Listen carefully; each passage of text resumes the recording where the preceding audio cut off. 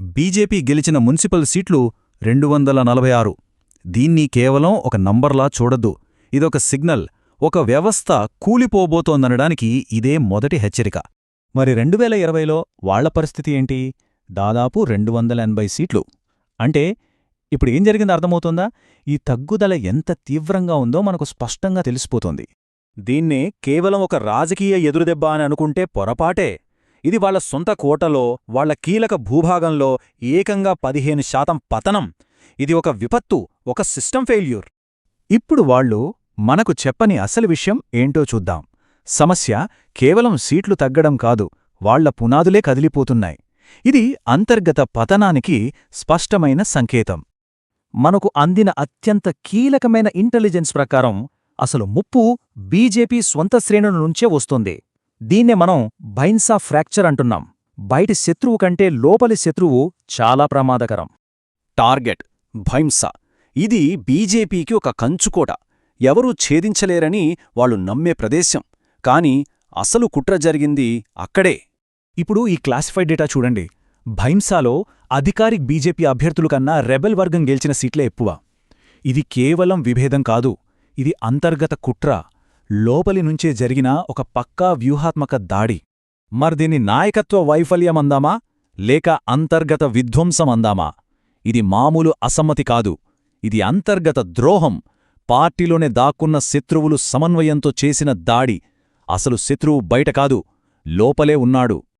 సరే, ఇప్పుడు మన విశ్లేషణను ఇంకొంచెం విస్తరిద్దాం. ఈ అంతర్గత బలహీనత మొత్తం ఆపరేషనల్ మ్యాప్ను ఎలా గందరగోళంలోకి నెట్టిందో చూద్దాం. ఇది ఒక రకమైన సైకలాజికల్ వార్ఫేర్. 26 ఈ నంబర్ గుర్తుపెట్టుకోండి. 26 హంగ్ కౌన్సిల్స్. అంటే ఇక్కడ ఎవరికీ స్పష్టమైన మెజారిటీ రాలేదు. ఇవి ఇప్పుడొక వ్యూహాత్మక శూన్య ప్రదేశాలు. ఇక్కడ అధికారం ఎవరి చేతుల్లోకి వెళుతుందో ఎవ్వరూ చెప్పలేరు. ఈ యుద్ధక్షేత్రం ఇప్పుడు ముక్కలైపోయింది. ఒకచోట కాదు, చాలా చోట్ల. ఉదాహరణకి జహీరాబాద్. ఇదొక వివాదాస్పద మండలం. వేములవాడ మరో అగ్గిరాజుకుండి. గద్వాల, ఇక్కడ కూడా అదే పరిస్థితి. బోధన్. ఇలా ఒకదాని తర్వాత ఒకటి ప్రతి పేరు ఒక కొత్త అనిశ్చితిని సృష్టిస్తోంది. మొత్తం 26 యుద్ధక్షేత్రాలు. ఈ ప్రదేశాల్లో ఇప్పుడు కింగ్మేకర్లు, స్వతంత్రులు వీళ్లే అధికారాన్ని నిర్ణయించబోతున్నారు. అస్థిరత వేగంగా వ్యాపిస్తోంది. అసలు ఆట ఇప్పుడు మొదలైంది. సరే, ఇప్పటివరకు మనం చూసిన ఈ సమాచారమంతా కలిపి చూస్తే బీజేపీ మొత్తం వ్యూహంలో ఉన్న ఒకే ఒక్క కాని అత్యంత ప్రమాదకరమైన లోపం మనకు కనిపిస్తోంది. వాళ్ల ప్రధాన బలహీనత ఇదే. ఈ ప్యాటర్న్ను గమనిస్తే అన్నీ ఒకే చోటికి దారితీస్తాయి. అదే ఓటర్ అవగాహన పతనం.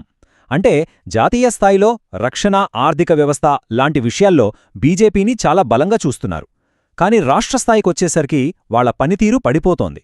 ఇక స్థానిక స్థాయికొస్తే సిస్టమ్ మొత్తం ఫెయిల్ అవుతోంది. ఓటరు బీజేపీని జాతీయ వ్యవహారాల పార్టీగా చూస్తున్నాడు, కాని స్థానిక సమస్యల తీర్చే పార్టీగా కాదు. ఇది మనకు అందిన ఒక విశ్లేషణ. ఇదే అసలైన కిల్ స్విచ్.